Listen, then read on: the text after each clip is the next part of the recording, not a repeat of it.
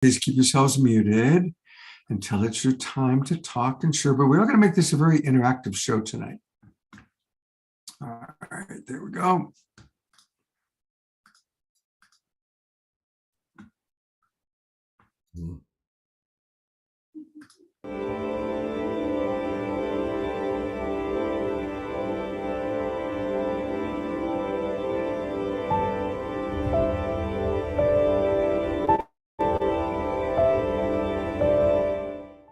What if I were to suggest that you play a key role in the awakening world?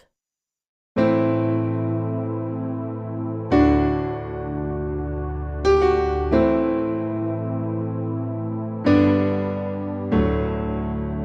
that you are watching this because you have heard the call.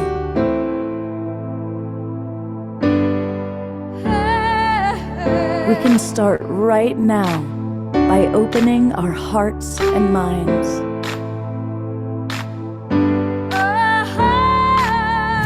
Welcome to the awakening world.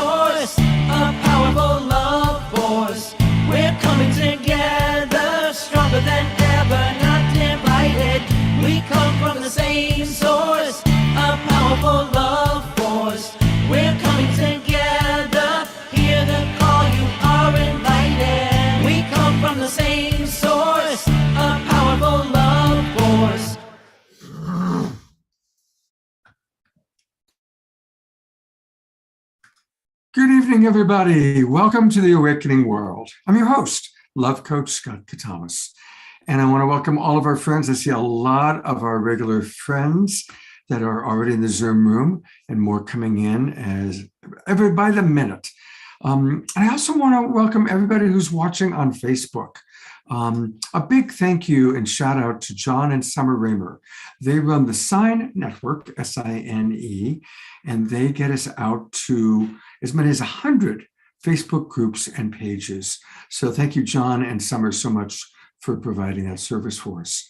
Also, thank you to Alan Steinfeld, who is running us on his YouTube channel, New Realities, and our newest broadcast partner, the Conscious Awakening Network. So we're going out and meeting a lot of people in a lot of ways, so welcome. You know, we do want to invite you to come on into the Zoom room because that way you can interact with us. And tonight's going to be a very interactive show. So, yep, I want to hear from you, Connie and Mark and Roger and Bonnie and Jeffrey, because we're going to be talking about some of the more interesting people we've had on the show, because we've got a great new co-host. Joining us tonight is a new friend of mine. This is Leah Lovelight Michael, fascinating woman with a fascinating background. And we have, of course, with us beloved brother Omashar, who will be getting us off to a wonderful start with music. But for those of you that are watching on Facebook, here's what you do. Go to globalpeacetribe.com, globalpeacetribe.com, and register. Come join the Global Peace Tribe. We do 3 or 4 shows every week. So this is the registration page you go to. So for example, here's the show we're doing tonight, Ruminations on the Mysteries of Life. Tomorrow night, a really interesting show, The Art and Power of Grief Literacy. Have you ever heard that term before, grief literacy or grief intelligence? Well, we're going to be meeting some of the people that are experts and leaders in that field. And we just added Elijah Ray is going to come on and play music along with Gary Malkin and Omashar. And then on Sunday, Finding and Forgiving Our Divine Relationships. Shori Nordenstrom is an expert at finding relationships, and Shariah Dharma is all about how to really create forgiveness as a practice. So there are the shows this weekend. When you register for the Awakening World, you will actually have the opportunity to then get an email every Monday that's got the replays for the previous week. So, and then finally, you get access to our YouTube channel and all the previous shows that we've done. You know, we've done 500 online shows since the start of the pandemic. And we're going to be showing highlights from some of those shows tonight and commenting on it. But as always, we love to start with music from Omashar. So I'm going to turn it over to our beloved brother. And I love that background. Me too. It's funny because talking about technical glitches, my green screen went wrong, so I just had to choose a random Om, right? And really excited that Elijah Ray is going to join us tomorrow night. I've ever had. I think it's great. What was that? Yes. Yeah. It's really cool. I have a bit of a bronchial thing at the moment, so I'm going to sing like the Frog Prince, and hopefully you'll enjoy this song. It's called The Frog Prince. And hey, let's see how we go. And thank you so much. Namaste.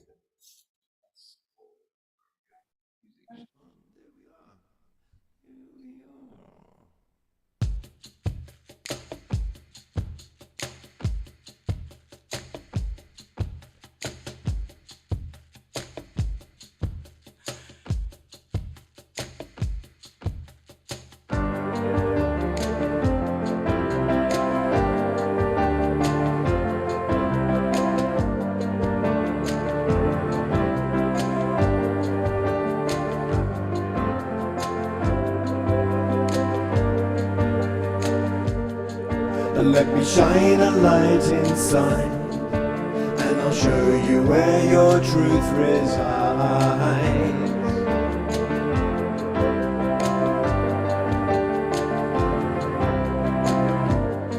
And lift your eyes up to the skies, and I'll prove to you that nothing dies.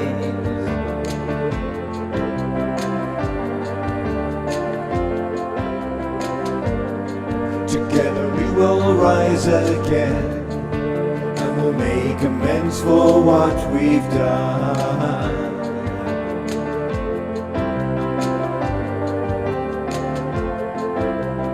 I know you hear me, so please do not fear me, 'cause I'm here to lift you, restore you to glory, and love you and hold you and be your victory. My child, I will welcome you home. Welcome you home.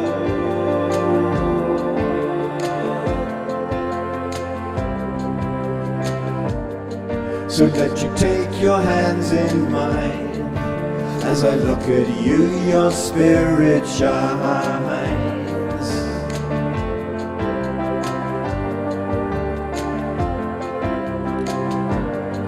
You see, it's true that we are one, and we came out from the central sun.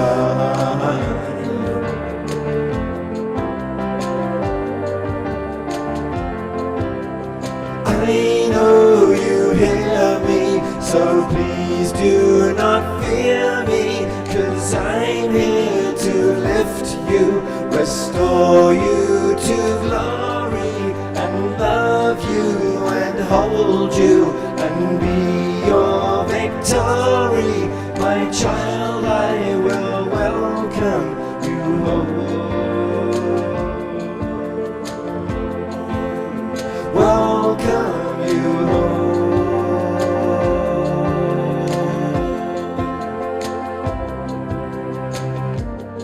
So when you take a different view, and you breathe awake, breathe out the new.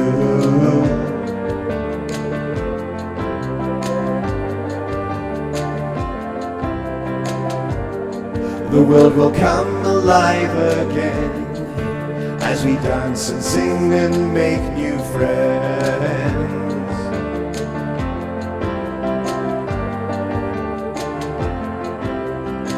I know you hear me, so please do not fear me, 'cause I'm here here to lift you, restore you to glory, and love you and hold you and be your victory. My child, I will welcome you home.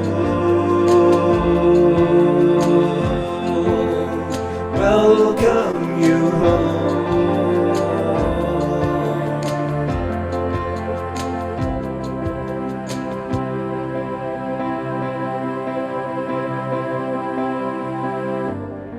So let me shine a light inside, and I'll show you where your truth resides.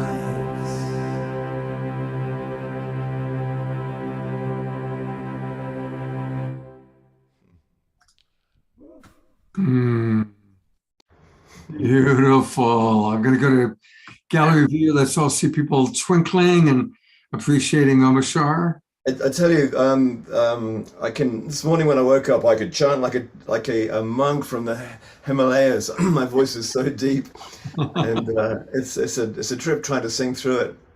But hey, You're family, doing great. we can just expose ourselves. Thank you. Yeah, thank you. Hey, a reminder, everybody, that of course we get Omashar every weekend on the Awakening World. But let's also, if you haven't already, get his albums. And the best way to do that is by going to omashar.bandcamp.com. And these are the wonderful records that he's created. There's another one on its way. It's baking in the oven right now. There is. There's actually two on their way, but they can be pretty slow sometimes. Yeah, well, they have their own choices. They're going to come out of the womb, right? They have the elephant version, which is 11 months. So. Yeah. And hey, everybody, we're hoping that I'm out in my Larissa Stowe. Many of you know Larissa. I'm on her property out in Cornville that she just bought. But the internet kind of comes and goes, so bear with us. Hopefully, it's going to stay with us. If not, I'm going to turn the show over to Omashar. Also, my lighting. My gosh, my eyes. Now you look 25. Oh well, thank you. Well, that did a good job of cracking Leah up. This is Leah Love Like Michael. And we actually just met in Sedona a couple weeks ago. We were both guest teachers at a retreat there. And just very impressed with her. She's really bright and fun. And I thought she'd be a really fun co-host. So welcome to the Awakening World, Leah. Thank you so much. It's so good to be here. What an opening. I love the first words of the song. Shine a light inside and show me where your truths are. I feel like that's what this awakening world and coming together really feels like tonight for me. So thank you so much for being here. Thank you. Yeah. We're all channeling each other. Yeah, beautiful. For people who don't know Leah, because she is new, she is the author of a book called Modern Fear, The Invisible Prison. Mm-hmm. She is a teacher who really focuses on working with change makers, soul seekers, and heart-centered leaders. She's a certified exchange guide, master facilitator, award-winning retreat leader, and the founder of Love Light Way, and also the co-creator of the Reveal Retreat, which we're going to talk about a little bit later. But what is the Love Light Way? Tell us about that. Yeah, that's an interesting, I'm still kind of figuring that out, all of us on the path when we bring our love into the world. And really for me, the Love Light Way is not being afraid to go into the shadow. We always think about love as being this miraculous force where it feels good. And in all sincerity, a lot of times love is connected to some of our deepest, darkest feelings too. And so the Love Light Way is really being in love, no matter where you're at, the good love, the hard love, all love, and just being a sovereign being within that experience. Beautiful. So how does the Love Light Way relate to your perception of awakening? What does awakening look like for you? Yeah, so I believe that there's a lot of fear in this world. And as we are in fear, the natural behavior is to contract and protect and to go in. And so Love Light Way really is about making fear your ally, bringing it in as a part of your life that supports you along the way. And really in that awakening to the fact that fear is not the enemy, that the stories that are created within fear are what become the enemy. And so really just bringing love into a space of fear and really learning to love your own fears. Because ultimately our fear is part of our brain that wants to keep us alive. So let's make love to it so we stay alive for a really long time. Beautiful. I love that. And it is true, it's so important for us to really work on the shadow side. I actually just posted a meme last week on Facebook. I'm going to pull it up for a moment. 9 signs that you've done shadow work. So, okay, everybody, I'm going to read these.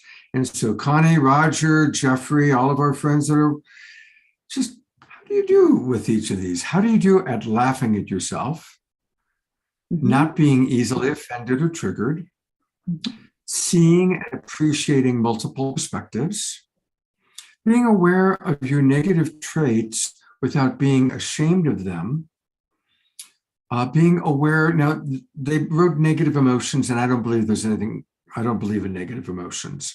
So I'm going to change that to you're aware of your uncomfortable emotions, anger, sadness, hurt, frustration, without being ashamed of them. You're without being rude, without being aggressive. You confront adversity and setbacks with courage and poise, and you recognize a little bit of yourself in everyone. So I'm going to bring Omashar up too.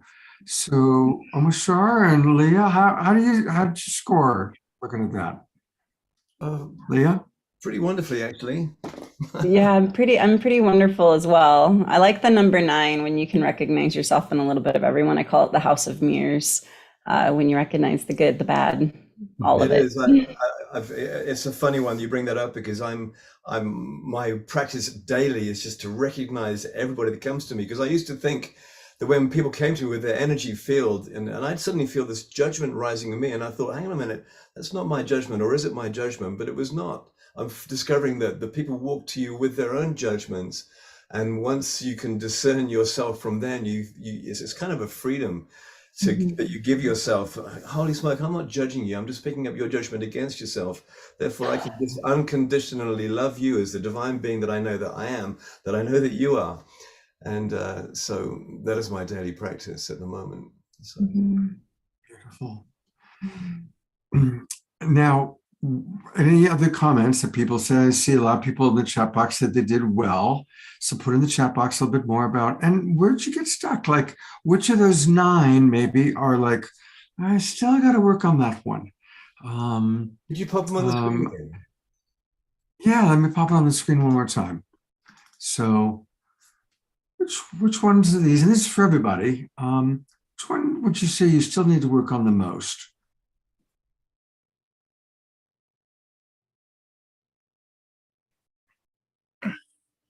Well, I'll say that I still get triggered, especially in traffic. Yeah, that one. Thank you, Roger. Still working on that one. Yeah, I love the way the House of Mirrors. I know that I see a mirror in a lot of other people. I've been doing mirror work for a while, as well as shadow work, and so. Yeah, it's there was one here that I wanted to do a different take. I'll speak to it later when I remember what it is. It's like, so what, it's something like, what part of you that you're not aware of, something like that. It's not necessarily a shadow, but if you can't do shadow work, if you're not even aware of it. Right. Well, thank you, Roger. I appreciate that. Yeah. I think the one for me that I need to work on most is laughing at myself. Yeah. I definitely, that would be the one that I need to work on the most. How about for you, Leah? Yeah, I was debating between laughing at myself and then I have an actual fear of being too assertive and coming off of rude, because it's a character trait that I've nurtured and nourished over the years. And so I was like, I can feel it deep down inside. Maybe I still have a little bit of that to chew on and work on. So, because I'm not really assertive or rude anymore. But there's still times when you need to be assertive in life. So, yeah. And how about you, Mashar? I've been finding it's actually number two. I'm looking through them again, and number two, that's very appropriate. And it's about being triggered, and it depends on how healthy and how integral my body feels. But I've been around a lot of children, young children lately, and I find that they're still getting triggered a lot. And every time a young child gets triggered, I find myself getting triggered, and I find myself reacting in a way that's like like a 2-year-old or a 3-year-old, and it's going, holy smoke, oh Mashai, haven't you grown up yet? Well, apparently not. And so I find, but I've got enough consciousness, enough light within my being to go, hang on a minute, I don't have to choose that route, even though I feel it, and I could go down it. But it's been amazing. And the other person that I get insanely triggered with, or used to, is my mother. And it's like, whoa. I remember a couple of years ago, I was in England, and she was trying to take a photo of me, and I wasn't feeling all coiffed and beautiful. And I just had this tantrum. And I said, where did this come from? What is it? Why is this woman triggering me so deeply? And she was just wanting a photo, and I had to severely apologize afterwards, because I didn't lose it, but I lost it. It blanked my consciousness for a little moment. And so number two is working with the triggers, to realizing that they're just triggers, and they're pointing to something in me that just needs to be brought to light. And I know that Pamela could help me with that. And, in Love Coach Academy, we teach that there are treasure in the triggers, because the triggers are showing us the areas that we still need to work on healing or evolving. So, all right, we're going to go to a video in a moment, but I want people to still, don't be shy, everybody. Pop into the chat box what's been coming up for you. And if you want to comment, it's been kind of fun for me, because knowing that Leah was going to come on the show and we were going to comment on things, Leah lives in Montana. She lives in Montana. And when I ran by the names of some of our regular guests, she didn't know who any of them were. And I thought, this is going to be fun. So this first guest that I want to show is one of my favorite moments from the awakening world. It's a woman named Claire Dubois. And I thought of her for you, especially, Leah, because I know that you're an environmentalist. I don't know if you call yourself that, but I know you love nature. We talked a lot about nature. And this 9 minutes is about the most clear presentation I've ever heard on how we need to adjust who we are as beings. So it's my honor to introduce Claire Dubois to Leah, and to some of you who may not have seen her before, and a reminder for those of you who did. So here we go. Here's Claire. This is not a simple time to be alive, and I can talk about trees till the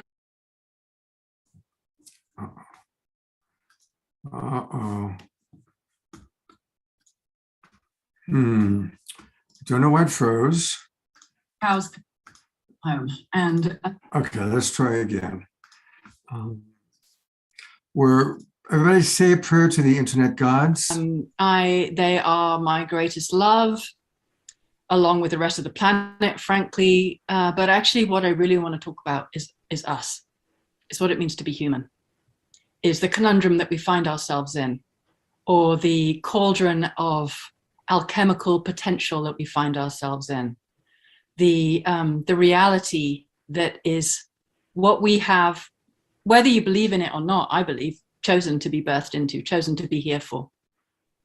And if you believe that you choose your time of birth, if you believe that we get to have some choice in that, then you might also believe that there would be a reason that you have chosen to be here at what is probably the greatest turning point for humanity, where we get to crash or we get to leap. It's going to be one or the other.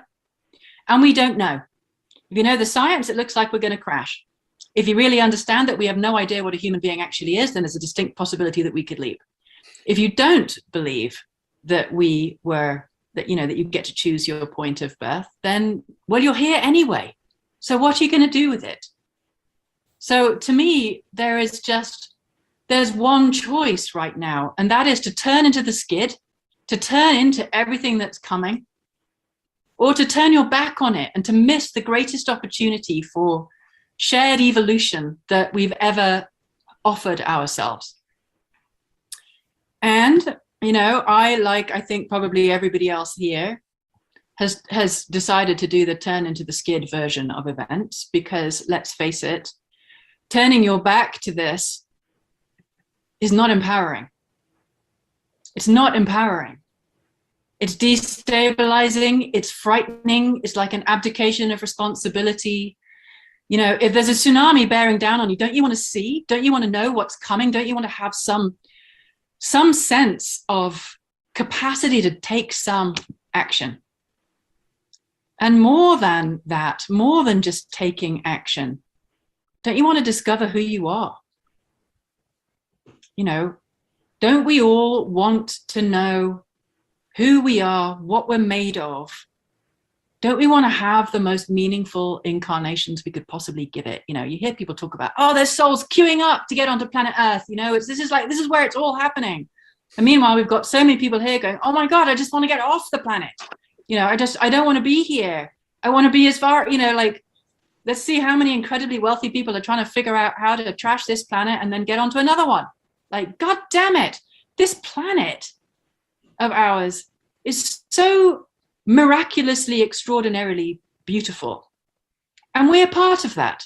You know, it's very easy to forget that we're made of the same rain that has been raining in this world for hundreds of thousands of millions of years. You know, the water that is in your veins was in the dinosaurs, you know, has passed through God knows how many trees, been rained and rivered and rained and rivered and rained and rivered. And now it's in the river of you.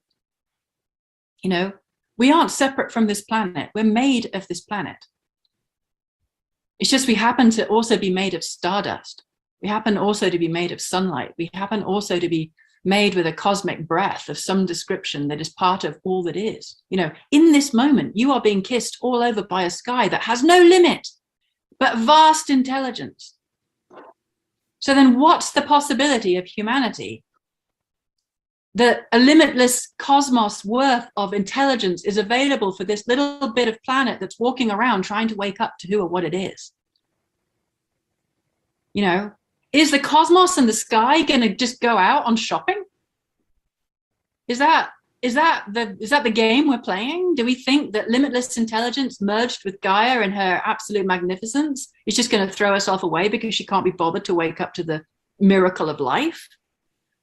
You know, we're doing a really good rendition of that, but I just don't buy it, because I think inside every one of us is extraordinariness waiting for us to realize that that's what's here. And it's frightening.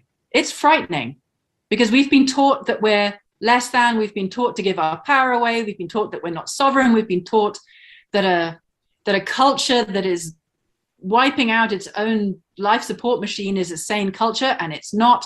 So we're living in an insane mindset that has created fundamental separation from all that is, and we're being told that that's normal.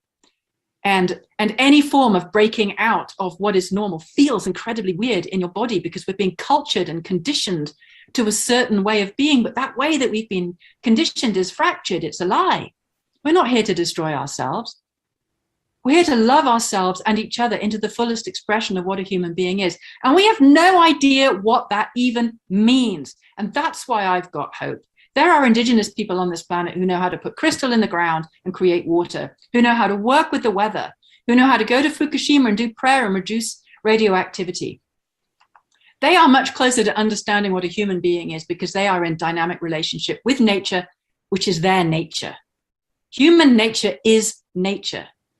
And if we log on to nature rather than just logging onto the bloody internet, we can log on to the real internet, which is actual creation, then we will find that we have no edges. There is nowhere where you end and nature begins, because there's only one being here, and it is a being full of light and intelligence. And if we can open our minds and our bodies and our nervous systems enough, with enough humility, to let life as it really is pour in, till we're on our knees in humility before the miraculousness of creation, then you get to be broken open broken open through the conundrum that we have created for ourselves, broken open through fear and shock and all the rest of the stuff that you naturally feel when you feel powerless and when a tsunami is breaking on you. But then if you can open your arms and say, do me, come on. We've created this. We've created this for our own evolution. And what are we going to do? Pretend it's not happening? Or are we going to let it rip us open beyond all the limitations that are nothing to do with who we are, so that we can find that immensity, that love, that meaning, that passion, that grief, that rage, that ecstatic nature that is nature. You don't see a tree going, oh, I'm so sorry, I'm so beautiful. Oh, I'm just going to strip. Oh, I'm too much. Oh, I'm too little. You know, nature doesn't do this weird thing that we do with ourselves. It just gives itself completely. That, to me, is the moment that we have created for ourselves. We've created a moment of absolute radical possibility for ourselves, where if we're willing to fully feel and fully face everything that we have created for ourselves, these are the circumstances for our own transcendence. Because we are life, and life wants us to wake up. Because we are nature, and nature is not here to self-combust. Because we are extraordinary potential. We are a living cosmos inhabited in this little bit of Gaia, which is billions of years worth of wisdom and experience and experimentation. And here's humanity standing there, sky meeting earth, with all of that inside us and in our so-called junk DNA, the DNA of every living species on this planet. We are a walking activation of nature consciousness waiting to happen. So I believe I had 7 minutes, and that's probably it. So I'll just end by saying, what are we here for? If you incarnated right now, whether you think it was a choice or not, you're here for the greatest turning this species is ever going to have, probably. Either for profound waking up or the deepest level of regret we could possibly imagine when we say, sorry, guys, to our children, go face a child. Say, sorry, I just couldn't be bothered to try. I didn't want to know who I actually was. I threw in the towel when it all looked too difficult. Or you just go, hell yes, bring it on. Here we are. This is what I've created for myself. This is what I want. I want to wake up. I want to know who I am. I want to know what's possible. I want to know what everybody is capable of through radical shared responsibility and humility before the magnificence of what a human being is, which we can discover if we're willing to drop what we've been taught we are, because it's nothing to do with what a human being actually is. This is not us. And there we have it. Mwah. I just adore that woman. Yeah. Leah, as our special guest, love to get, like, what stood out for you? How's that land for you, and what stands out? Yeah, I mean, I have a whole page of notes written down just from what she spoke. Obviously, the very last question, what are you here for? For me, when I bring that in into my heart and like really let that answer come, and thinking about the connection into nature, you know, I lived a life of chasing the American dream, going after what the ordinary was supposed to provide. And I think I'm not alone in that pursuit of the ordinary life that we think is supposed to be so extraordinary. You get to a certain point where you've externally achieved so much, and then you're internally still like, but I'm empty. There's something more. There has to be something more. And I think that that's really when the question is like, what am I truly here for? Is when you realize the external world isn't providing what the internal world can create. And when you think about nature, 6 years ago, before I moved out here, like, I liked nature. I thought it was really pretty. I had appreciation for it. I've always been respectful of Earth. Like, I know it's our planet that we actually get to live life through and with, but I had never really slowed down enough to be able to feel it, to understand it, to be the nature that she is claiming that we all are. And I know in the soul that we are.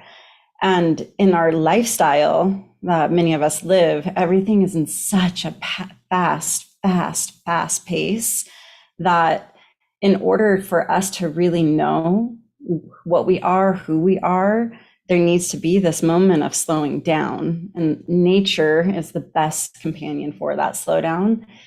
It's just, how do we get more people out into nature? And we were talking about this during our connection, Scott, of how do we bring the magic of what this is into a place where nobody might regularly even know what a tree is. And so what are we here for? That question just resonated so deeply for me. And how do we even get to a point to be able to know that we want to answer that question?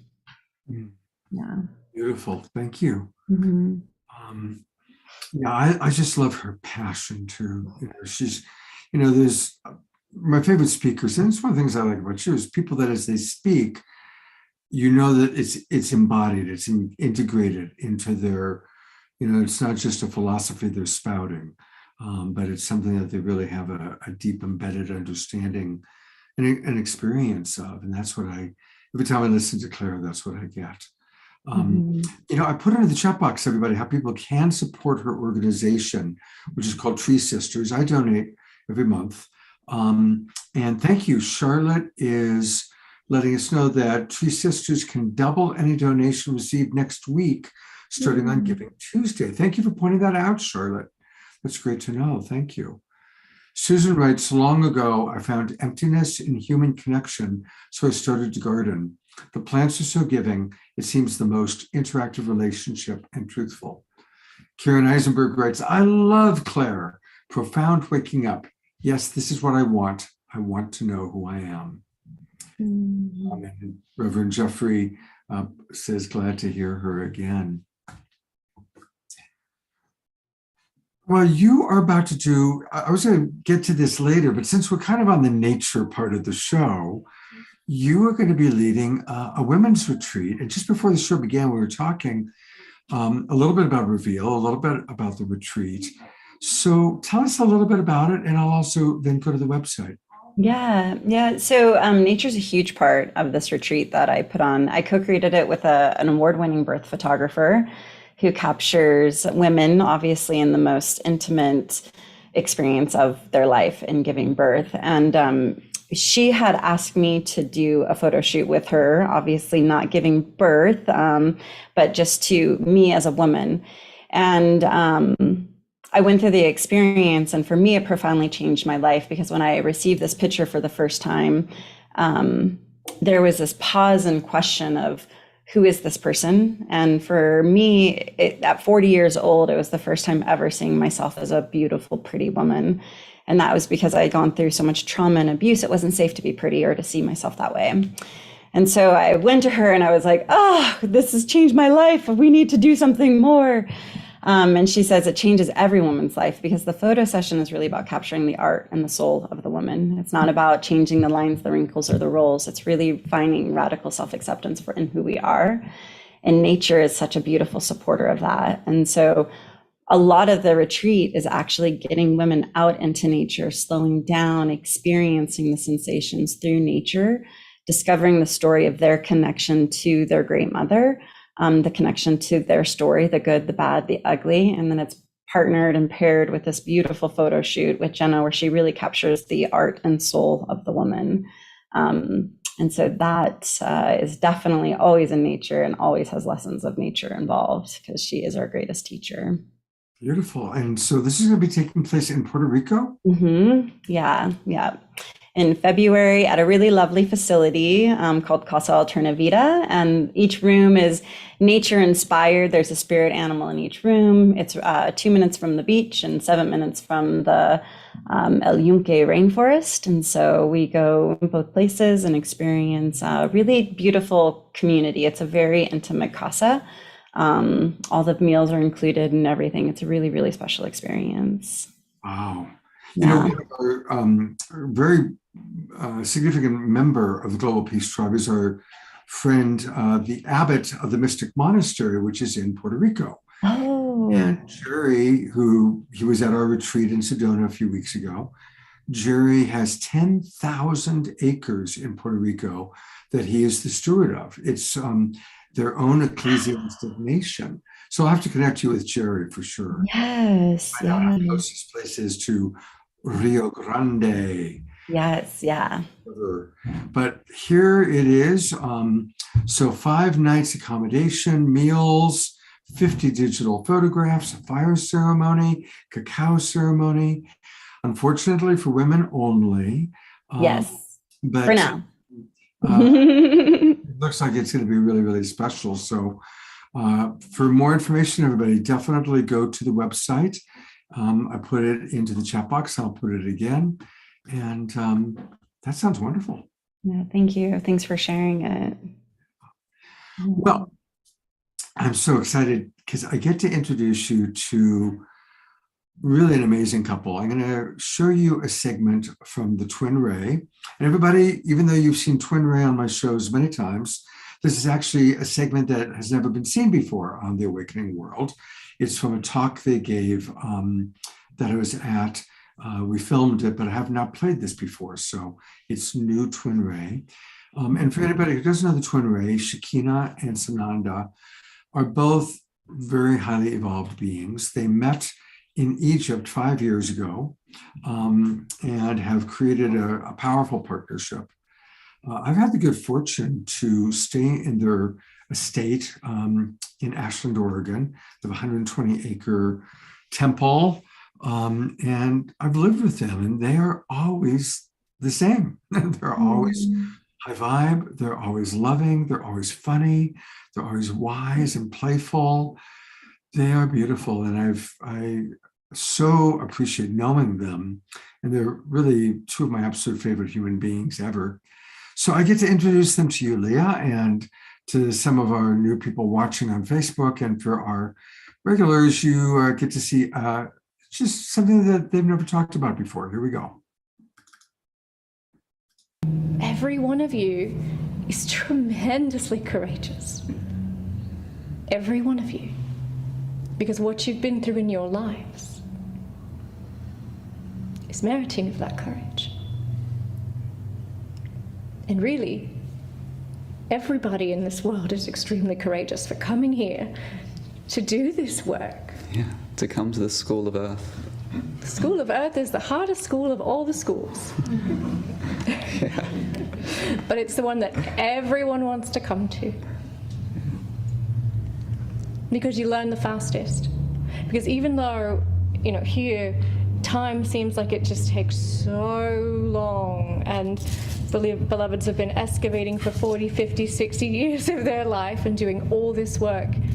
And yeah, maybe you feel, a little bit better. But for most people, things are very similar.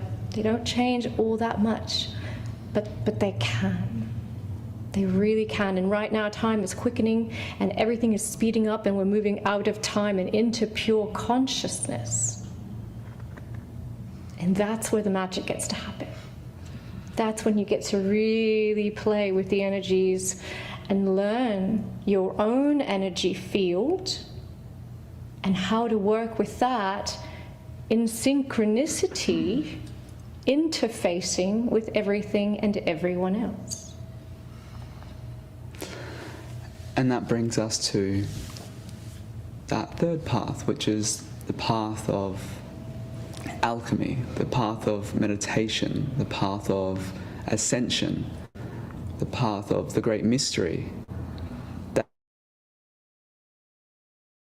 That is where you do the inner work, your cultivation of more light, of more energy to come into what's known as resonance, where you're resonating with the field, you're resonating with spirit, you're resonating with that divine presence that is the true nature, but you're in resonance of that. The friction, basically all suffering is resistance to life. So when you're in resistance, you create this suffering. The rub.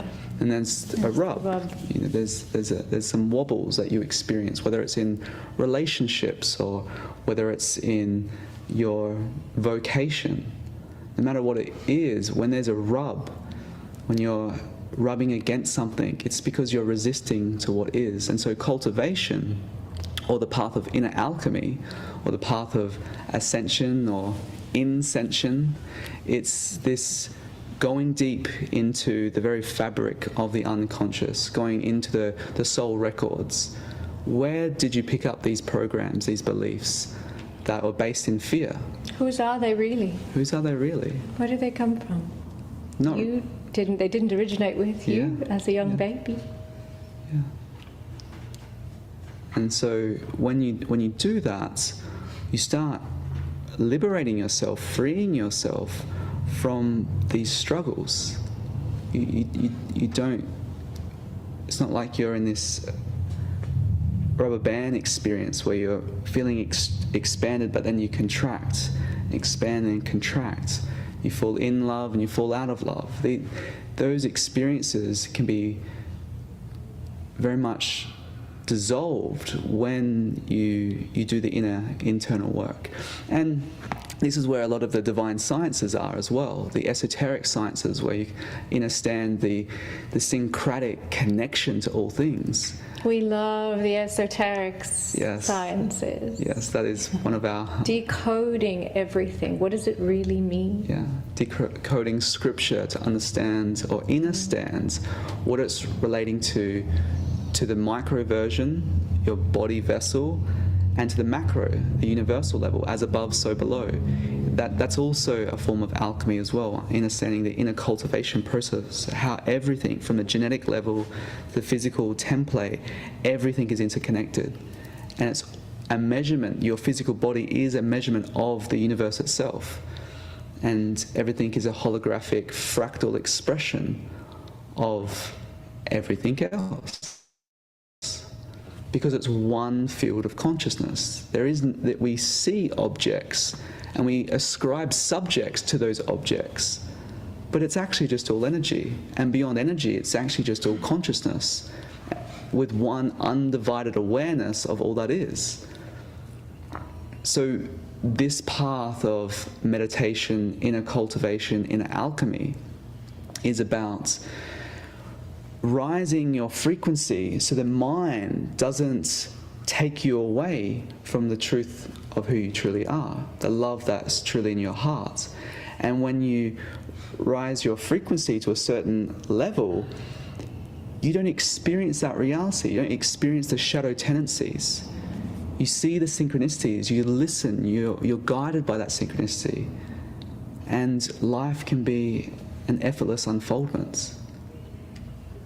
And so why would one want to cultivate the alchemy that is available for you already naturally? Well, you can liken the body to bookshelves. The more you cultivate, the more bookshelves you can have, the more wisdom you can have. The more you cultivate, the larger your cup becomes, so that the ocean of knowledge, of love and information can be held within it. A very small vessel that hasn't cultivated, if an ocean of knowledge or an ocean of information comes, it's going to crack, it's going to break. Cultivating is what's going to allow you to hold, to then transmit. And that's really what everyone wants. You want to be able to walk into a room, transmit that love, and enliven someone's life just by your presence alone. Mm-hmm. Cultivation is needed for that. That's how the inside of you starts to shift. That's how your cells start to vibrate at a faster frequency. That's how you become impermeable to viruses, to diseases, to anything like that. It's too fast. Your vibration is just at a different rate. And so there's a science to this as well. And there's so many benefits that happen just being in a peaceful space, being in a peaceful state. You know, what is heaven on earth at the meta level? It's just world peace. It's experiencing peace. Not pieces of life, but one continual peace. And so that's really what can happen when you stay true to the very essence of yourself. And what's interesting is in this time, we're in what's known as a Satya Yuga. We're coming into we're in a golden age. What marked this was certain astrological alignments that happened in 2020 and also back in 2012, 2017. There's these certain markers that have happened in the calendar of the sky that have been predisposing the frequency of this Earth to a new grid, a new template. There's new Earth grids that are establishing on this planet that are, who knows of ley lines? Has anyone heard the concept of ley lines? Yes. So ley lines, basically, there's a whole new grid structure that came onto this planet because our planet had dropped its electromagnetic field. The poles are shifting. They're not completely shifting, but they're partially shifting. What this all means is that it's opening up a bandwidth of energy that is known as plasma, or it can be called cosmic energy, and that converts into gamma wave energies into the crystalline core of the Earth and creates these slow standing sound waves. Why is this important? Because whatever template, whatever energetic template is holding the space, that frequency creates form. So just as we have a meridian system, an endocrine system, chakras, we have all this internal biocircuitry, so does the body of Earth.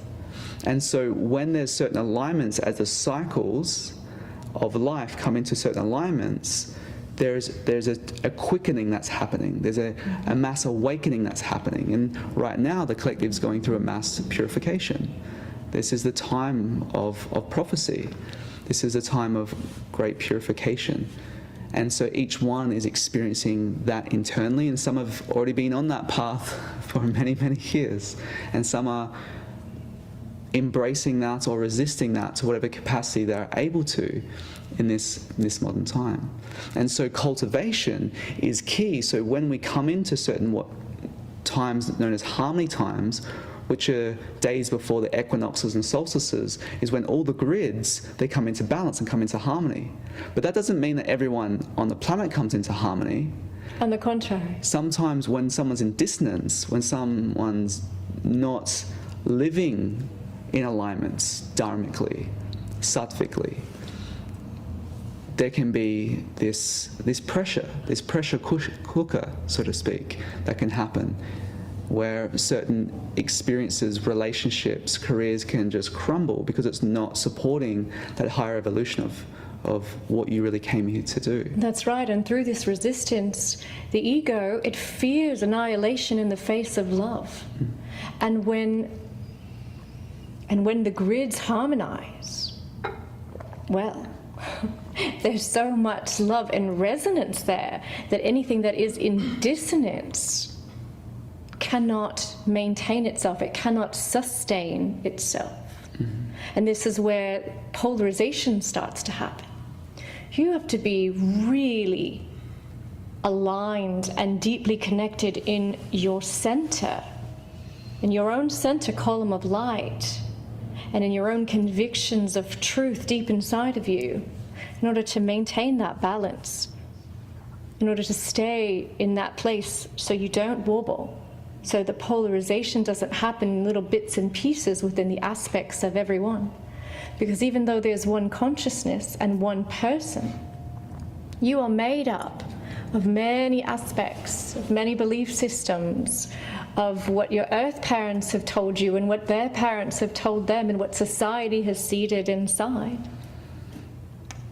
And so it's a purification process to get to the one truth that has never changed, can never change, and will never change. And that's sort of the substrata that's always present.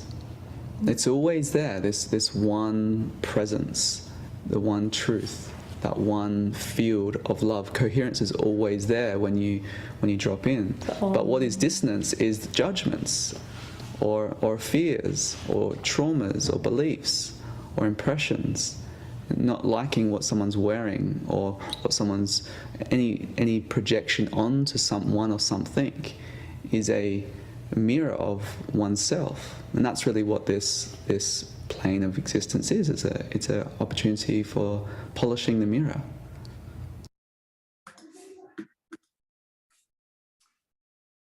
I love the twin ray. What stood out for you, my friend? Yeah, there's a lot in that. They're definitely ethereal beings. For me, I always think about the human experience. Like I've lived a very human life, and as much as I know that I'm a soul living a human experience, I'm very connected to my soul. I'm very connected to the outward. I always think about really what it means to be human, and being human in this body where we experience our emotions, our pain, our pleasure, all of it. When they, suffering, they said suffering is the resistance to life. And sometimes life hurts. And it makes me think about, there was a forest fire that happened on the mountain directly by me. It's like maybe a football field away. And it turned into a complex fire. And so I watched this fire burn acres and acres and acres. I listened to trees explode. I watched animals run away. I saw the forest fires come in. And what I recognized then and there is that nature doesn't really discriminate. Like, nature is on the path. When it's burning, everything burns. It doesn't say, oh, I'm not going to burn you, I'm not going to burn this. And it really is part of the human experience, in this experience of like seeing suffering and witnessing suffering and deciding not to be consumed by the suffering. And so, and as we find that center within us, how then do we connect to this ethereal part of us, which is the true essence of ultimate love? So their perspectives really cracked me open, and I could go down like a pretty long channel on this for sure. And I always just think about, this is our human experience now, and how do we let life live through us in this unconditional way of love, which is this one ultimate true source. So yeah, that's what came up for me. You're beautiful. I'm going to read some of the comments coming in. So Reverend Jeffrey writes, love the flow between them. Field, source, all emerges from it. George writes, Baba Muktananda enjoyed telling those of us psychologists, shadow workers, psychology born of human suffering, yoga born of human bliss. That's interesting. Mushar writes, the one unchanging, omnipresent, omniscient, unwavering universal truth.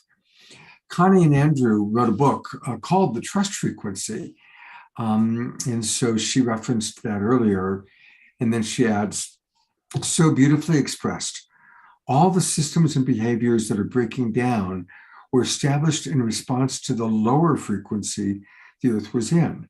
And now there's no resonance for those lower frequencies, and we're being pulled forth into higher ways of being and new realities that have never been on the planet before, that we must bring into the physical through free will and choice. I think when you were talking, Leah, about the human part of it, that's why it's so important for us to really practice empathy.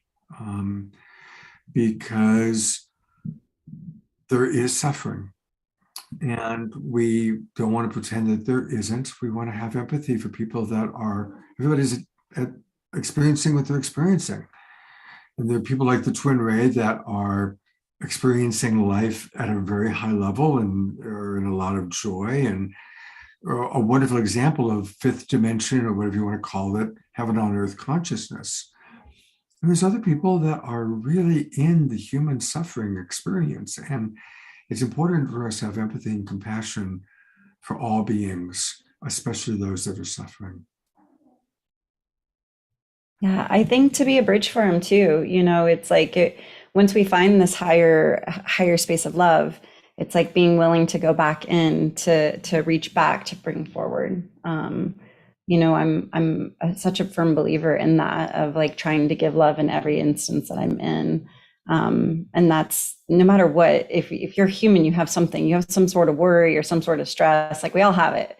You know, it doesn't have to live and control our lives, but the more that we can take this higher frequency of love, this heaven on earth, that when we find these treasures and reach back and create that bridge for others to come forward, I think that that's the most important part for me in my existence. I know that. Yeah. You know, in the spirit of multiple perspectives, and I really appreciated what you said about nature and fire and no discernment or discerning. But actually, I have to share a little story that has an alternate perspective. I lived in Topanga for 6 years, and I was there when there were a lot of fires in Topanga, and I was there when there was a really big fire. And my house became a command post. And I stayed and I made meals for the firemen. And the fire chief one night was talking, and I asked him, do you believe that fire has a consciousness? And he said, absolutely. He said, every fire has a consciousness, and it has the same desire for survival that we do. It will do whatever it takes to grow and to survive.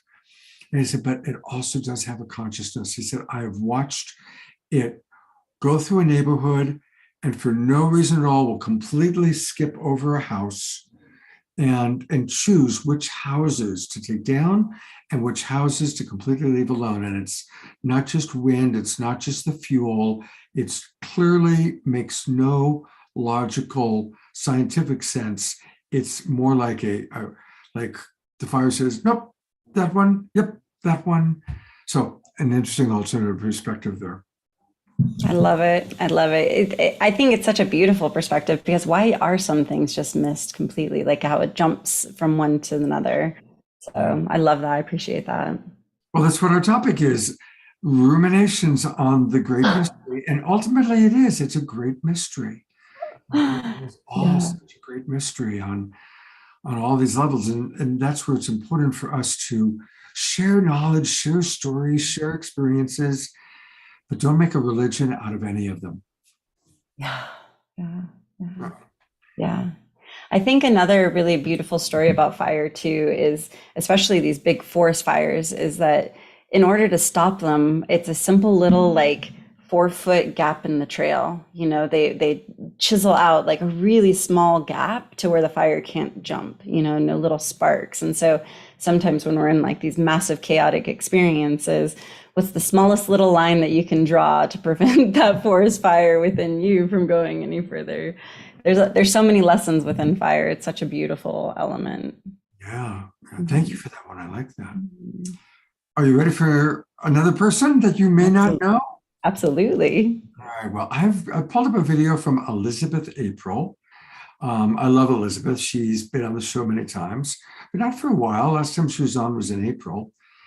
And she is very tapped in to the Galactic Federation. She's a channel and tuned in and connected. And so, and she's really quite wise for her years, and a lot of fun too. So here is a sequence of Elizabeth April. Elizabeth, you are very advanced at interdimensional connection. For people that want to move in that direction, or people that are already playing with it, what are some tips, practices to make sure that you don't get lost in that experience, and also that you are attracting beings in the interdimension that are healthy, that are good for you, that are loving? Yeah, absolutely. Great question. So you can make a statement like, I am ready to make contact, but you always want to add to any of these statements for the highest good of all involved. So that's what I've been doing for many, many years. That's what I've taught my wife how to do. Now, I do believe that as we start to raise our vibration, we go from third density, which is the physical. And in order to get to the fifth density, we need to move through the fourth density or the fourth dimension. And I believe that the fourth dimension is kind of this weird liminal realm. So you could think of like elementals living in the fourth dimension, Bigfoot, Sasquatch living in the fourth dimension, even shamans. A lot of shamans live in that fourth dimension realm. But also entities live in the fourth dimension realm, and not so great beings live in the fourth dimension realm. Parasites, energetic parasites, live in that realm as well. So for a lot of people, as they start to awaken and question and move beyond the third density, they start to have all of these experiences. But what they don't realize is that those experiences are contained within the fourth dimension density. And a lot of them can be like witnessing dark shadows, or even, entities or beings talking to them and maybe giving them not so great advice. So what I always recommend is, once again, making the statement for the highest good of all involved. That's going to really sharpen up your intention when you do want to make contact. And then when you do have a being or you do make contact with something, to really enter into your heart space frequency and to shine unconditional love into the being, and to ask the being to show you unconditional love. And it's really important that when you do want to make contact, you actually know what unconditional love feels like. If you've never really felt unconditional love, then you may not have it to help you to navigate between light and dark. You need to understand at least what light feels like in order to understand what darkness feels like, or vice versa. So a lot of the times, like a really good example of this is like many years ago, because I'm clairvoyant, I visually see all of the beings. And there was this like beautiful white angel that came. She was like wearing this billowing white dress, and it's like she had this like white light aura just emanating from her, like exactly what you could imagine this powerful angel to look like.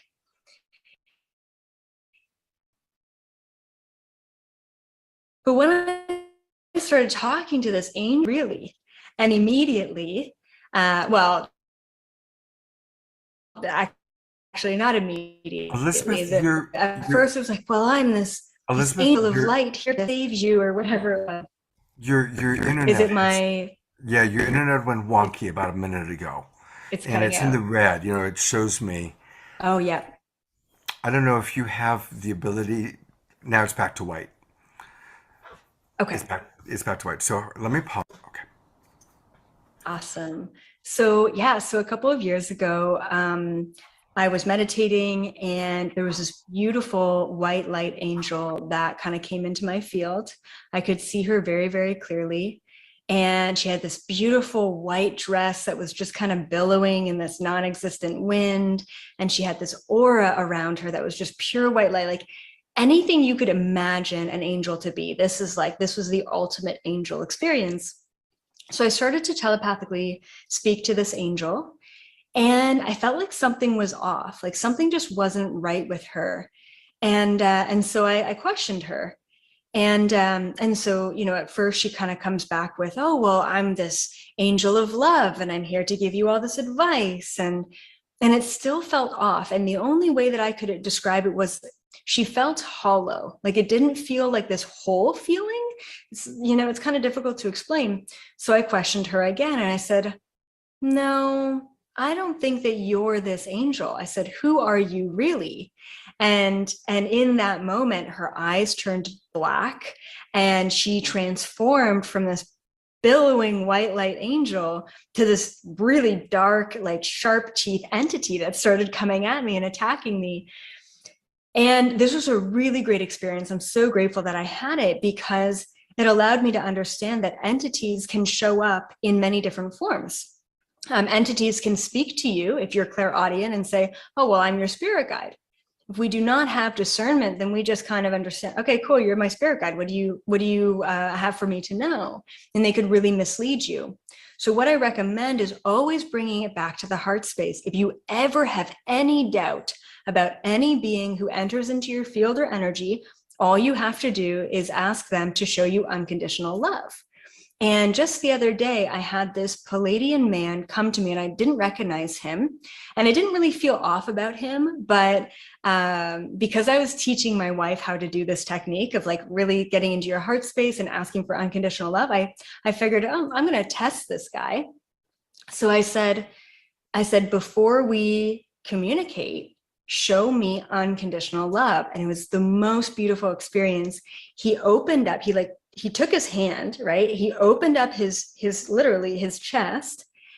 And I just fell into this kind of like love vortex. And it was like one of those moments where you feel source in its purity and you start crying and laughing and it's beautiful and you feel like you're being hugged and embraced.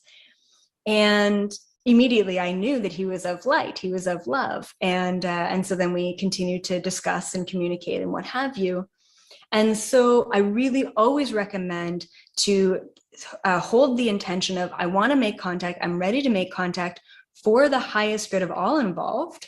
And then also, if you ever feel like you're questioning a being, really asking them, can you show me unconditional love? If they go away, if they're unable to show you that, or they make excuses, or they're beating around the bush, you know that, okay, I'm not going to follow through and continue to communicate with you or discuss with you or connect with you unless you can show me that. So I'm going to kindly ask you to leave my space, and they will leave or they'll attack. I mean, it's going to be one or the other. And just know that white light and unconditional love towards them, instead of fear, instead of even fighting back, is always going to be the main source of dissolving them or upgrading them into that higher frequency, because unconditional love will win every single time. Beautiful. Quick question on that. You talked about if somebody hasn't experienced unconditional love. So anybody watching this who hasn't had children or dogs or cats, it's usually where we learn unconditional love. What's a practice to cultivate unconditional love within yourself? Mm-hmm. Yeah. So the main thing, like, there's going to be a moment in time where,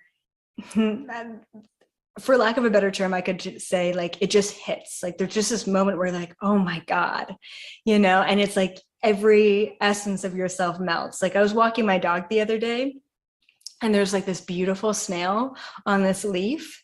And I just had this moment with this snail. And it was the most profound unconditional love. I have this with flowers. I have it with practically anything I interact with. And it's not a word, it's an experience. And so you have to really start from within first. If you can't have that with a snail or a dog or a plant, go within. And what I recommend to kind of get to that place where you just feel it, you have to check in with yourself. Hey, Elizabeth, how are you doing? What can I do to support you? Like, what do you need? Really focusing your intention from your mind space into your heart space more often, surrendering more often, not needing to know more often, letting go more often, being in that neutral place, objectively observing more often is all really going to anchor and pivot you into and really prepare you for experiencing unconditional love. So I really say that you can't experience unconditional love with anything outside of yourself until you feel it inside of yourself first. So if that's the case, I don't recommend you make contact. I don't recommend you ask for that contact if you have not yet experienced the unconditional love, because unfortunately, you might be very easy to be taken advantage of in the other realms. And that can be very evident to some beings who are in those other realms, that you don't necessarily have that discernment. And I've seen it many times where, these people do get taken advantage. I've been taken advantage of in the other realms because I didn't know really what I was looking for, what my intentions were, or how to discern. So start with the unconditional love first, and then anchor yourself out into other realms and realities and astral planes. Beautiful. And discernment. I'm glad you mentioned that word, but I just absolutely discernment. And Yogananda said that discernment is the last lesson of Master Souls. So discernment is very, very important. Elizabeth, thank you so much. I just always love your wisdom, and the way you express yourself is just delightful. Thank you so much. Thank you, Scott.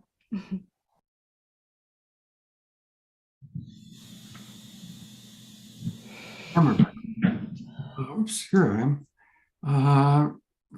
Elizabeth April, I saw you smiling. So good. Yeah, I resonate with her a lot. it's interesting because in my own healing journey, I recognize that like there were sticky energies with me, and I'd gone through a shamanic experience, and he had given me wisdom that Elizabeth was speaking about of, um, you don't have to let everything in. It can just be from a space of love. And the more you set those boundaries and the more you ask for it, the more that the energies will listen to you. And so as going through a healing journey, as like sticky stuff surfaces and you're going through the fears, like all of these energies outside and inside of you, that could be yours or others. I started working with a boundary instantly as soon as I started to feel that like nervous, like, what is this kind of thing? I don't know if I feel safe anymore. I would start saying only from a space of love and kindness that accepts and extends forgiveness.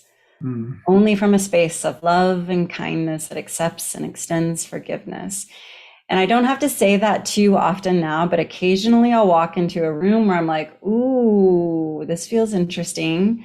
And so again, I'll just go back to that. And so I think that the unconditional love is such a beautiful human quest to have, to connect into the deeper. And if you don't have it quite yet, you can come up with things that remind you that you want to be in the space of love.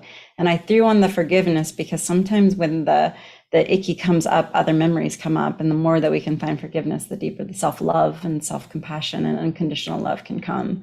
So I really appreciated her perspective a lot. And so lots of good wisdom there. Beautiful. Thank you. Thank you. I had pulled 8 segments. That's wishful thinking. I know. I always, order more food than I can eat. But I think I'm going to show one more thing. And yes, Pamela Butters. We love Pamela Butters. Pamela Butters, by the way, I got to put you on the spot here for a moment. She's going to sing.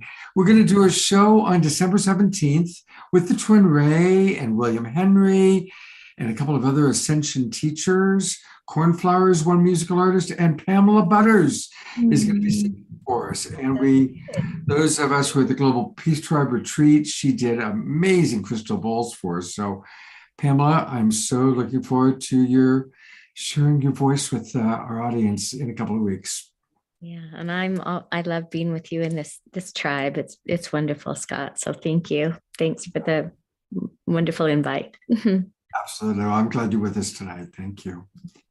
And Pamela just wrote about discernment being the last lesson of Master Souls. Yeah, that's straight from Yogananda. And I think it's because, at a certain level of consciousness, we realize, all right, we have to stop judging. Judgment is what creates toxicity in all relationships. As a relationship coach, that's what I've learned. The problem is not the differences. We're all going to have differences with each other. It's when we start judging each other over the differences that a relationship gets toxic. So no judgment, but definitely discernment, right? And we can discern without judging. And that is the master's path to living life. We make choices without judgment, but with full discernment. So there you have it. Boy, there's so many things I wanted to share tonight. Matthew Fox and Adam Apollo and Lucian Tarnowski and Geraldine Orozco. But you know what? I'm going to go with Reverend Michael Beckwith. Since you said you weren't familiar with Reverend Michael. And I've known the Rev since about 35 years. He created Agape International Spiritual Center. And I started going to Agape when there were about 20 of us meeting on metal folding chairs in the basement of the Santa Monica Miramar Hotel. I've gone to Jamaica with Michael. I've interviewed him dozens of times on dozens of different things that I've worked on. And again, he is the real deal. He's always loving, kind, wise, playful. He's just a beautiful, beautiful man. And quite wise. And so this is actually filmed a little less than a year ago. I was getting ready to do The Awakening World, and I asked him what he thought The Awakening World meant or what his thoughts are about it. So that'll be our last video for tonight.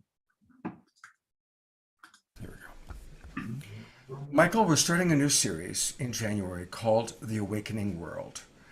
The idea being that it's obviously a very hard time for a lot of people, but everything that is happening is part of the awakening world, and all of us as human beings awakening. And I would love anything you have to say about your perspective about this particular moment in time as the awakening world. I would definitely be in alignment with what you just said. It is a time of great awakening.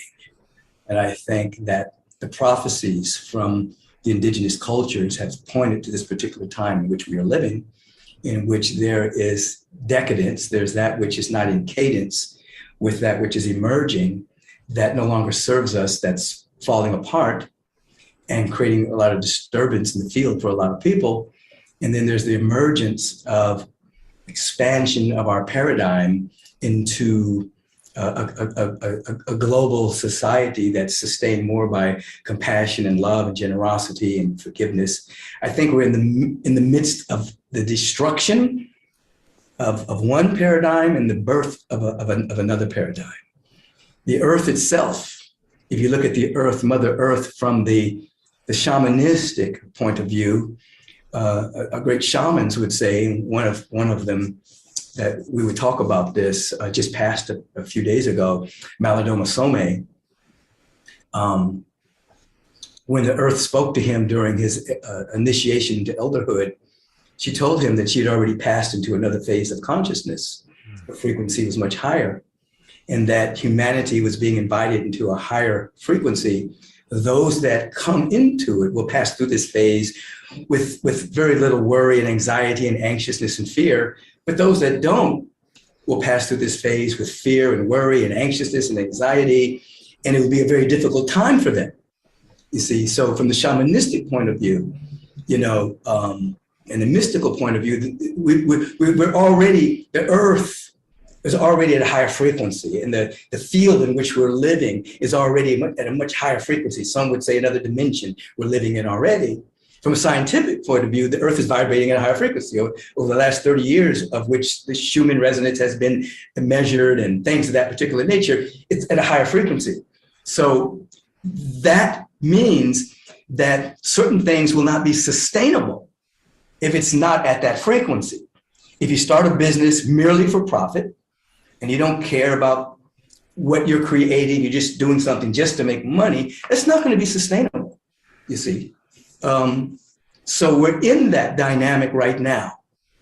And so it behooves us to encourage folks to have a spiritual practice. It doesn't matter what you call yourself, doesn't matter what religion, just opt out of the dogma of it and come into what they all are leading us to, which is a closer walk with love, a closer walk with resonating with compassion and peace and generosity and forgiveness, all what all religions actually teach. But not to be religious or to come into high religiosity, but to really embrace the fruitage of the practice, which is a deep spiritual connection with the presence, you see, and that guides you in your thought, your conversation, and your deeds. So yeah, we're in a very volatile period of time, and everything that we're going through is kind of an evolutionary trigger that is pushing some people and pulling other people to another awareness of the cosmology of the unity and oneness. See, so what I would say, I was recently on a panel with some good friends, Catherine Woodward Thomas and Marianne Williamson. And as we were exiting, Marianne said, Michael, give us something positive to think about, with all the darkness, that's all the stuff that's going on the planet right now. What would you say about it? And I said, listen, the universe is progressive. The universe is the outpicturing of the fundamental order and harmony and beauty and symmetry of the heart mind of the infinite. It's always expanding to reveal more of the infinite nature of the presence. Even if it contracts a little bit, it always expands more, you see. And so it ever doesn't go backwards. It's always progressive. So with that, when something is out of alignment, when something is not in integrity with the fundamental harmony of the universe, it creates a level of stagnation. So what happens is that stagnation creates a tension. And that tension becomes like a slingshot.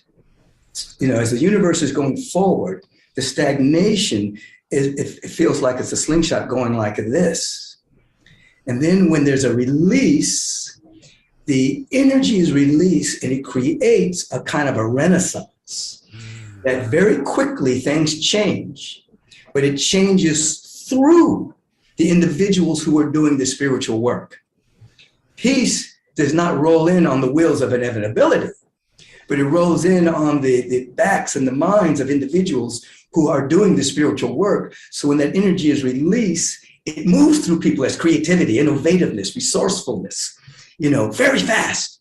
And so I think we're being prepared for a renaissance because of all the stagnation that's happening in systems that are systemic with greed, and systemic with injustice, systemic with bigotry, systemic with injustice. It's going to happen very rapidly. We're going to enter into a renaissance phase. And it's going to happen, it's not going to be like magic, like God's going to come out of the sky and do anything, because the presence of God needs vehicles, just like electricity needs a light bulb. You know, electricity is everywhere, but unless it has something to plug into, you don't see it. God's everywhere, but unless people are plugged in and bear witness to it, you know, it doesn't show up. So all of us who are doing spiritual work are going to be the instruments of a great renaissance.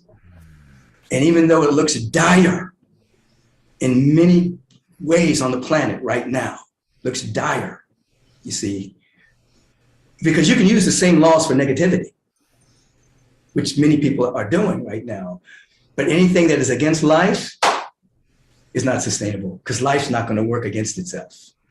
Eventually, the tension is going to create a slingshot and go, and that which is not in alignment will not be sustainable. And the new things that are in alignment will grow really, really rapidly fast. And the things that people are railing against won't have any power. Beautiful. Yes, absolutely. Michael, thank you so much for these many messages and for being such a great inspiration in my life for 30 plus years now. So many people. We were at the Sheridan. I used to come see you downstairs at the Sheridan, man. There were like 20 people on metal folding chairs. Absolutely. We started in my living room, and then we went to the Santa Monica Bay Women's Club, and then we went to the Miramar Sheridan downstairs, and then we went to the Wedgwood Room, and then we went to the Starlight Ballroom, and then we got those buildings over on Olympic, and then we went to Culver City, and now we're here at the Saban Theater in Beverly Hills. We're just in the midst of, right this moment, in November going into December, we're celebrating our 35th anniversary. Wow. We're just celebrating 35 years of, and we've expanded more than any time in human history of our beginnings. We've expanded more during these past 2 years during the lockdown of healthy people. It's the first time in human history that there's been a lockdown on people who are healthy. It's never happened before. You know, but during these last couple of years, we've expanded more than any time of our existence. It's a beautiful reframe. You know, that was another thought that I had when you told the story about how Howard Washington Thurman reframed that experience. And you were so beautiful at reframing how we see things. And that's what you just did. You just gave two examples of reframing and seeing it from the bigger perspective, from God's eyes, from the spiritual perspective. Yeah. So there's another place I'm imagining that he helped influence that within you, watered that seed. Absolutely. Michael, God bless you. Have a very, very happy holy day season. Absolutely. We're going to keep the holy in the holiday. Absolutely. My big joke, my birthday is Christmas Day. So my joke always is, remember the true meaning of Christmas, not the little dude in the manger, not Santa Claus, but Scott's birthday. Scott, Happy appearance today, brother. Much love. God's blessings. Have a beautiful, beautiful few weeks. Look forward to our next connection. God bless you. Oh, I love Michael. And doesn't he just state it so clearly? I mean, I put in the chat box, life is not going to work against itself. All right, my friend, what stood out for you with Reverend Michael? Yeah, first I did recognize him. So that is one that I didn't know. I'm really excited about that. I first just appreciate his spirit. And what really resonated with me is life is not going to work against itself. And then the deep spiritual connection is within presence. And that presence, the present moment right now, is when life feels most alive as well. And so there's this like juicy yumminess of what he just said, because it's about letting life live through us. And the more we can be in the present and have the presence of that, I think the deeper the connection goes. And we realize that we're a co-creator with life. So lots of good energy there. Lots of good energy. Beautiful. Well, we're wrapping up. Any final thoughts you want to share tonight? Anything out? God, I thought we were going to have ruminate, and the 90 minutes went by very fast. Very fast. It was just really great to be here and to like hear so many perspectives. And just, I think anytime that you can tap into an experience like this, it breathes hope. You know, like there's so much to be out there that can create worry. And then it's to remember that, like, as he was saying about the slingshot, you know, like the more we do the work, the more that we can be the transmitter and the broadcaster for the work. So thanks for doing this. And thank you for everyone that was here this evening. It was really lovely to spend time.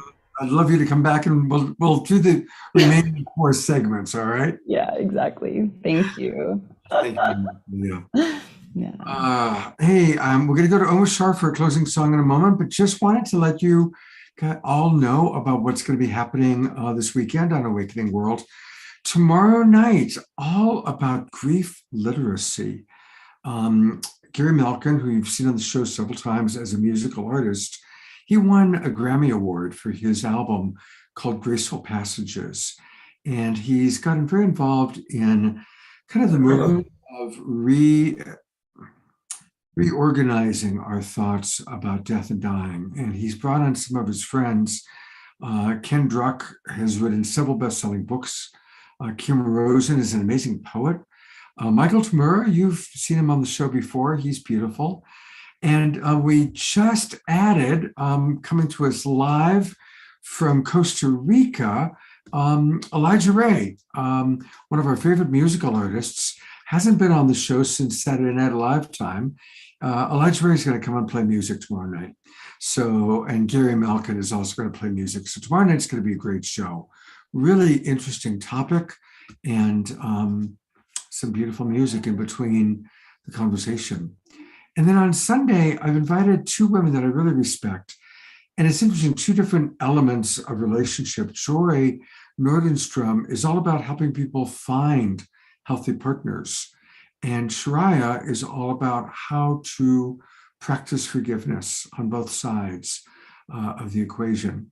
And so it's going to be a dynamic conversation with those 2 ladies. So that's our Sacred Sunday show. So, and joining us tomorrow night and again on Sunday, God bless him. I am so grateful for Omar Shar, who is always with us. Me too. I'm grateful for me as Look well. at blue dot eyes. And what a rich smorgasbord you presented tonight. Perfect. I know that there was a second and third and fourth course, but it was perfect nuggets of crystalline information, and I feel totally blessed. Thank you. Mm-hmm. And I'm going to play a song called Contemplate. And if everyone could clear their throats, it would really help me. So I can hear you all clearing your throats for me. Thank you so much.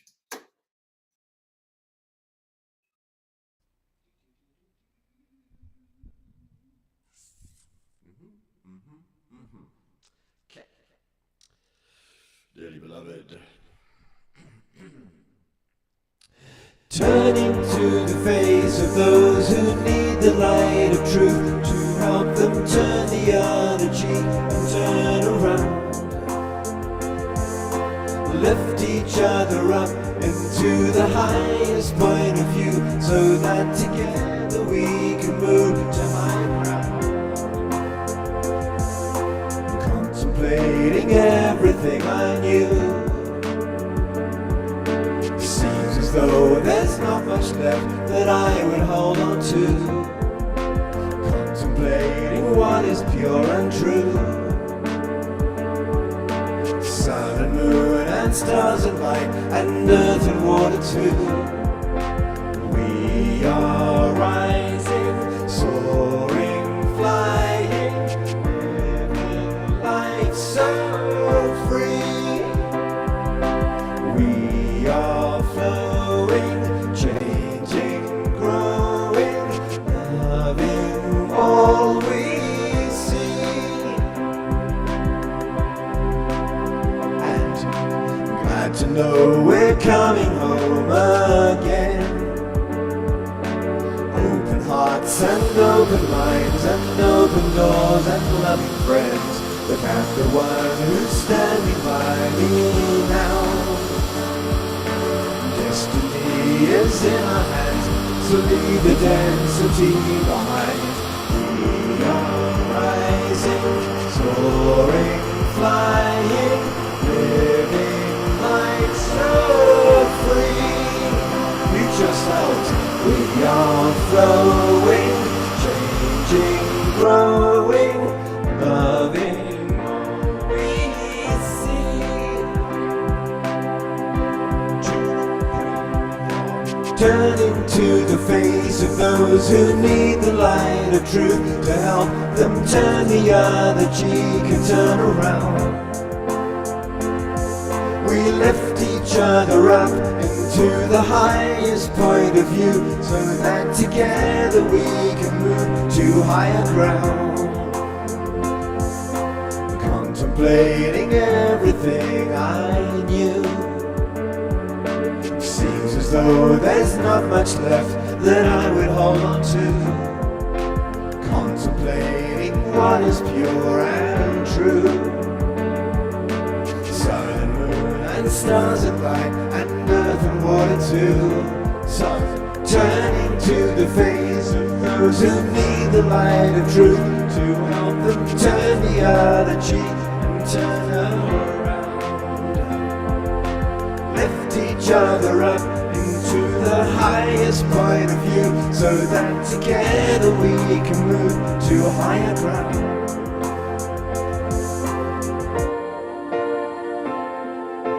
Contemplating everything I knew, seems as though there's not much left that I would hold on to.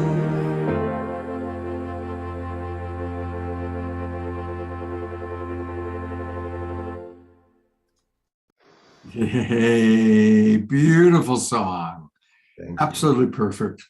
Close. It is perfect. Thank you for clearing your throats. I made it through 2 songs tonight with a. You did great. Now, thank you everybody for being with us tonight. Hope to see you later on in the weekend. And a reminder also, tomorrow is my relationship satsang group. I almost forgot to talk about it. Saturday mornings. Some of you have been coming, and it's a chance for us to really kind of just talk about some of the things going on in life. We offer tips, tools, practices. It's not live streamed. It's not recorded. It's just for the people who show up. But that's 10 o'clock tomorrow morning. And a wonderful opportunity for us to learn and grow together.